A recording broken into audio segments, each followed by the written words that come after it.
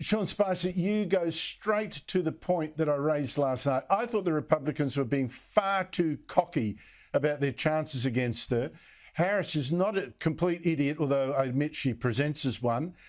She has done some, rather impressive things in the past, not lately though. She has raised $81 million US in just 24 hours for her campaign. Listen, how serious a danger is she really to Donald Trump? Very. I mean, I'm with you, Andrew. I think we see eye to eye despite all the water that's between us right now. The bottom line is this race has shifted. Look, is Donald Trump still the prohibitive favorite? Absolutely. Is it still his race to lose? Absolutely. But make no mistake about it, the dynamic has changed.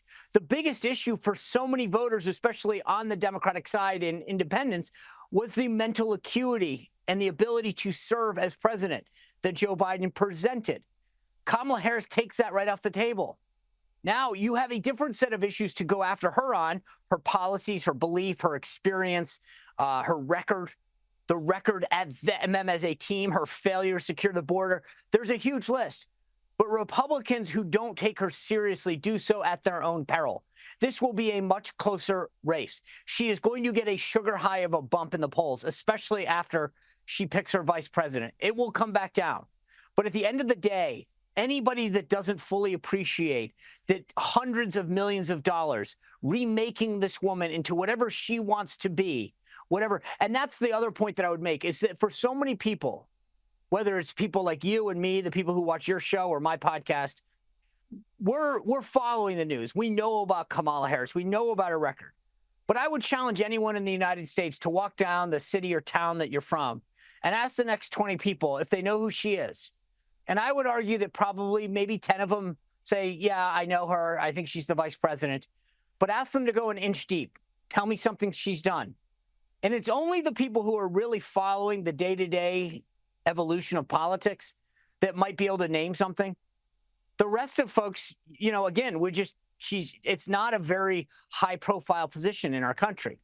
And so a lot of Americans are going to say, I've heard of her, I might know her name, but that's it.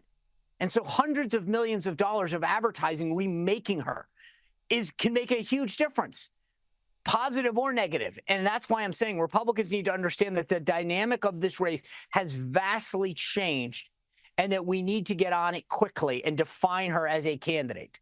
She has got a lot of room to reinvent herself, in fact, to invent herself. I think that she's been a shapeshifter all along, an opportunist, you might say. As a prosecutor, she was boasting, she was tough on crime. In Joe Biden's team, she was actually doing the opposite, raising bail money for Black Lives Matter's rioters. Early in her career, she was stressing her Indian roots. Now she's, being hailed as the African-American. She's married a religious Jewish man. Now she's tougher on Israel than Joe Biden and won't even meet Benjamin Netanyahu, the Israeli Prime Minister, on his visit to Washington, which starts now. She's a shapeshifter, and she could change, I think, as you suggest, from being perceived as an airhead into a safe bet. Yeah, I think the Trump campaign should play the tape back of exactly what you described and understand that. She has been tough on crime. She's been weak on crime. I mean, she has gone all over the place on every single issue, depending on the office that she's seeking and the immediate goal that she's trying to achieve. And nothing will change it. And the fact of the matter is that no one's going to remember her record as a DA in California or the attorney general in California or even the position she took on senator. So she's going to get out there and redefine herself. And then, by the way, just so we're clear, my guess is that she either picks Mark Kelly, the senator from Arizona, or Josh Shapiro, the governor of Pennsylvania, as her running mate. Once that happens, then they'll be able to inject an entire new set of principles and policies that they'll say are different than the Biden-Harris ones.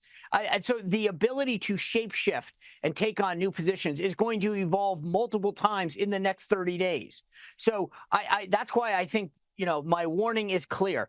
Anyone who doesn't think that this is going to be a much different and tougher race is sadly mistaken.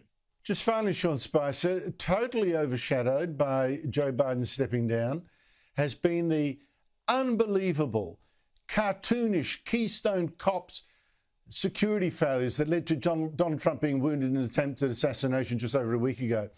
like how the gunman was let to go on the roof of a building overlooking the stage, how the Secret Service boss, Kimberly Cheadle, said, oh, the roof was too slopey for police to be posted up there, though the slope was about like wheelchair access slope. How she had a diversity policy to hire more women when the women guarding Trump were actually too short. One was so flustered she couldn't even holster a gun. Others seemed totally confused about what to do. Well, Cheadle has now given evidence to a congressional hearing, it was yesterday, our time, and turned up herself with all male guards, may I add, Sean, all of them tall, but she had almost no answers to why the security was so bungled or how the gunman got through, even carrying a rangefinder. It was a debacle. Have you visited the site? No, I have not. 9 days and you have not visited the site. Have you provided all audio and video recordings in your possession to this committee, as we asked on July 15th, yes or no?